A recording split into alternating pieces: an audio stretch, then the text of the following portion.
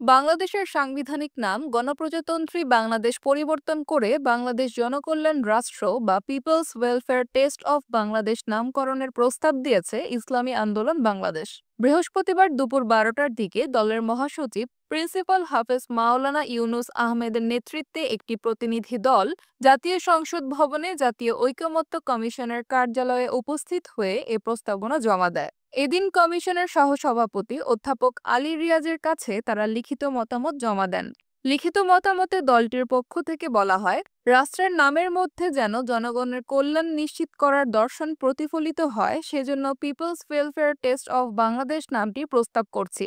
এ বিষয়ে দলটির প্রেসিডিয়াম সদস্য আশরাফ আলী আকন জানান, শুদ্ধাচার, জবাবদিহিতা, পিআর পদ্ধতিতে নির্বাচন সহ 4টি প্রস্তাবনা জমা দিয়েছে ইসলামী আন্দোলন বাংলাদেশ। তিনি এদিন আরও বলেন, দুর্নীতি দুঃশাসন রোধে শরিয়া আইন তৈরি করতে হবে। শরিয়া আইন নিয়ে বিএনপি একমত প্রকাশ করেছেন বলেও জানান ইসলামী আন্দোলনের এই প্রেসিডিয়াম সদস্য।